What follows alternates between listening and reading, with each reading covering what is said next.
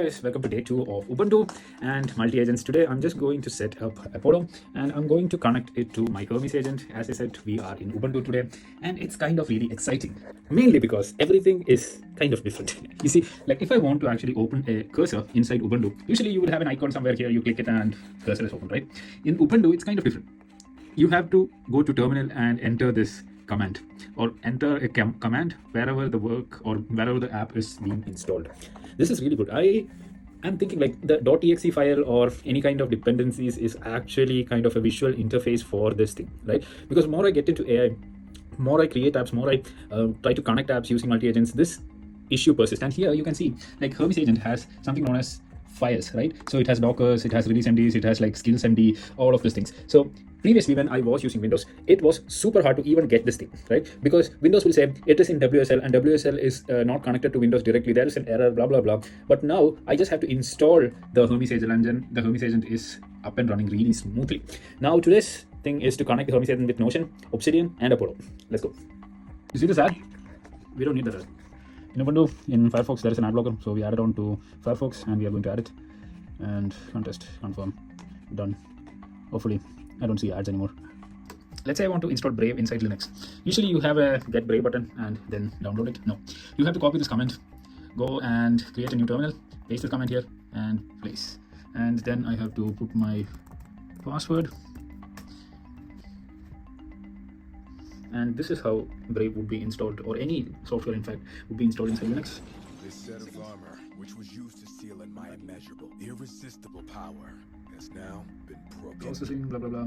Okay, so I am creating this Calendly link, but I need to actually connect with Microsoft Teams, which I couldn't actually connect in Firefox. Let's just go and connect it in Brave. Usually it will connect it in Brave because I was using Brave for a long time. And voila, my Outlook would be connected here, and you can see Microsoft is connected inside Brave, inside Linux. And all I need to do now is to create or transfer a link or something like that from here, which I think yeah, this one is copied from here, and I'll just go back to Apollo where I'm setting up, and I'm going to paste the Calendly link here. And now I have actually created that sequence using AI inside Apollo. Let's just go through this mail. Hey, first name, contact, snippet, site for self-view, remotely managed blind sports at a company. This is a really shitty email. So what we're going to do is go to Gemini and say, please give me 3-step email sequence for Apollo. But what we are going to do, really, these things are not done by any person out there. So as you can see there, we are actually linking Notebook LM, and I'm going to go and select all of this thing. So this is sales script by Eric Klein. So if you don't know, I'll just go to Notebook LM and make you understand this thing. This is really how you actually use Notebook LM in combination with Gemini. And as you can see here, let's see, where is it? We could sales, right? So I have actually downloaded or linked all of this YouTube channel, YouTube videos of Eric Clare, who is a really good salesman, and we are going to use that as a basis and then create the email. We're going to do one more thing, that is, please follow the sequence of this one, okay, which we have pasted from Apollo. Now we're gonna let it think. Let it toss this thing out. Okay guys, so Gemini has split the format out in the same format as Apollo needed. Now what I'm going to do is to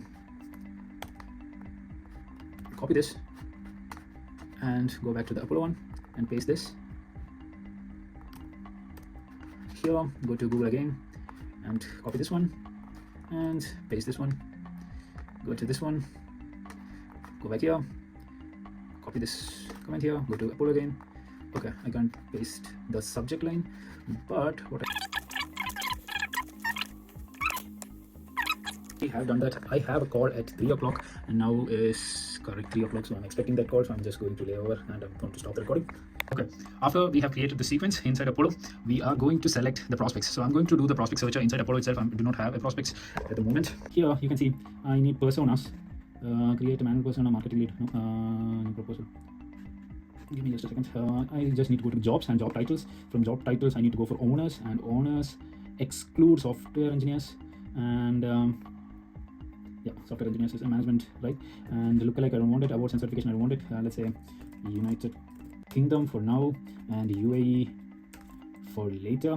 And let's just put in Singapore as well. Singapore and Malaysia. Truly Asia. Sure. Now what we have to do is job title, who have not changed job for a long time, and company, and go for industries. I am going to target, let's say there is risk management, non-profit, digital marketing, customer satisfaction. No, I'm going to do construction management, construction services, construction contracts, construction oversight. Okay, so we have done that, yet there is no records. So let's see, we need a smaller company, so let's go to employees. If you go down enough, you will find somewhere email send, sequence, website visitors, market segments. Let's write B2B and B2C, and surprisingly there is nobody.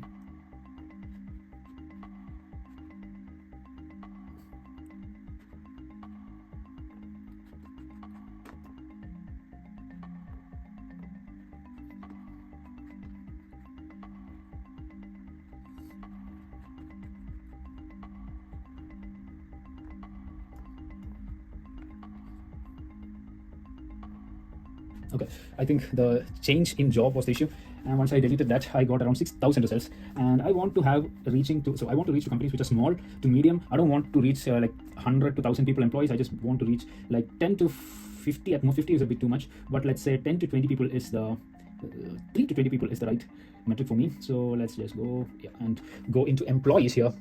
If you guys can see, we are in employees.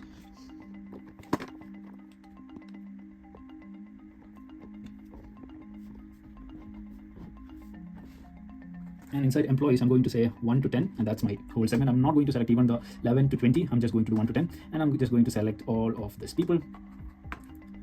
Go to the next place and select all of these people. But I am locked at the free plan is selecting 25. Let's start with 25.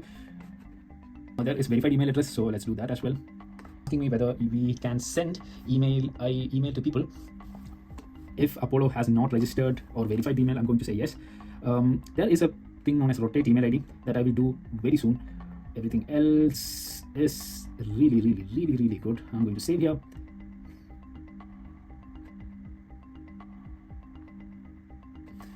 I'm going to close this. So for you guys who doesn't know Apollo, and for you guys who doesn't know Apollo and how it is working, it's like an automated email assistant. But what is so good about Apollo is Apollo doesn't only emails people, it also has a directory of people and their database. It's been in the industry for around 10 to 15 years, I guess, if I'm not wrong, probably 10 years plus. And because it has been in the industry for a long time, it is like a Google right now for reaching out to people, and it would be the best CRM for reaching out to new people and cold emailing, and that is what we are doing right now. And most of the people don't tell you, even in the YouTube videos. There will be a preview window here. You can see the red marks here. That means the mail has some issues, like the contact AI snippet or some stuff like this thing is having an issue. So let's just delete that, and as soon as I delete it, that red mark goes, and the red mark is your name. I just have to delete that one, and the red mark goes again. And let's go, and in the first tab I actually did Anthropic's model as well. You can actually test it by switching from standard to prompt, and inside the prompt you can add this thing. And I'm going to say personalized opener email, builds email using personalized opening lines, and I'm going to do context, and let's just get it here, and everything is set. Now I am going to do save changes, and save changes is about here, right? And I'm going to do activate this icon doesn't have any contacts added to yet. If you want to, let's have a create add contacts, and okay, and so the we need Apollo is saying to create the pay plan. We are going to do the pay plan, but we have one sequence which is this one, and we have contacts in it. So let's start this sequence by just saying save, and then pressing this one, step 1, automate email and manual delivers, and then press up confirm. So guys, if you are following me, that email ID that I am using for Apollo is not actually my primary email ID. Do not use your primary email ID for any kind of Apollo outreach. Think about it, primary email ID. This is the stigma that we all business people have, that I need a really good email ID, right? Think about it. You check your email ID, but mostly like 90% of your attention is actually going to the email, and sorry, 80% of your attention is going to email, but 90% of your attention is actually going to the subject, because that is the notification that you get when you are seeing an email in your phone, right? So don't get fixated on your mind, oh, I need a better email ID, blah blah blah. Instead, go and find out, like, where do I get a better template for email ID or emailing, and then that will automatically make everything sense, if it makes sense. Okay, getting Hermes agent, getting Ubuntu, everything is exciting, right? But until I'm so excited today, just because of one thing, that is inside inside Ubuntu, right, there is this weird feature. You can't see recent tabs. So even if I do, three hands or three fingers up, you can't do recent tabs. And if I want to switch tabs from, the browser to a terminal, I literally have to go and, click this thing. I was today years old when I knew I can use Windows button to do switch tabs. Like usually it will be like Windows Shift and Tab or something like that. If you do Control Alt and Tab, if you do that, you end up in this weird window. I think it's a dash. It's actually selection as well, but it's weird. But if you want to do like multi-windows in Ubuntu, you just have to press Windows and that happens. And if you want to do that one, you Control Alt and Tab, do this thing. So today we are going to actually connect Notion to the Hermes agent, which we are running here. Where is it? Right, like this. So let's create this Notion integration API from the Notion page. You can just Google it, and then you have to first, so keep in mind you have to create this internal integration API and not, and there is another API as well here. You have to switch to internal integration and create an API. Then we do the configuration. I'm just going to zoom into the space. This is something that you will see, and you need to copy this one. So I'm just going to do this thing. So once you copy that API key, you have to go to Hermes, and then I asked it to connect to Notion. So it's just asking me what is the API key. So I'm just going to paste it here and press enter. So inside my Notion page, there is a lot of things. This is one. Inside my general page, there are a couple of databases. So one thing that you guys need to know is the difference inside Notion pages and databases. So this is a fast track understanding on how to use multi-agents. Because inside Notion, as you can see here, this is a database. So once you go here and create anything here, you can see that this is right now creating a page, right? So we don't really need a page. So pages are this small thing which is under a database, which is like this whole tracking thing, right? So the best practice is to create different databases under your creative workspace and give that permission to the Notion. Now what you have to do is come back to Notion, and then you have to come here and go to each database and copy their link, and then come back to cursor and say, are you able to see and edit this database? And then we paste the database name, and then you press enter.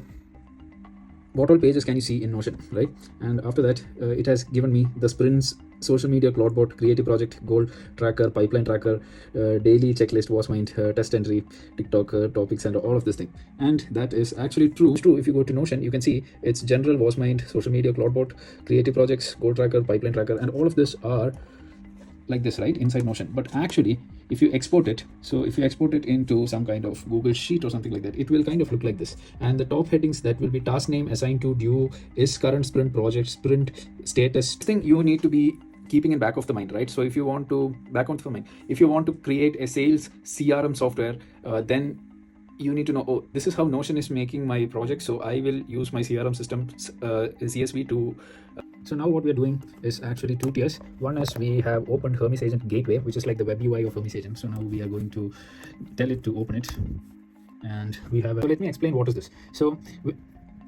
user service is for local systems. Like if you're running your Hermes agent inside your laptop, then choose the user service. But if you are running it in a browser, or if you are running it in WordPress, then use the system service. I'm going to use the user service.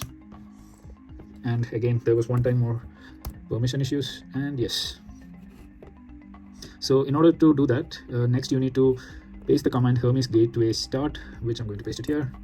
So user service started. Now what I have to do is copy this one, which is Hermes gateway status, and let's do that. Yes. And so why are we actually opening the gateway? So we actually opened we opened the gateway here, right? So why do we have to open the gateway? Because we have to get the Telegram link, which you need to put it here. So now Telegram is approved. I just came for a run. Let's see if the agent is working. Let's see if Hermes agent can do the task that I want to do from here while I'm running.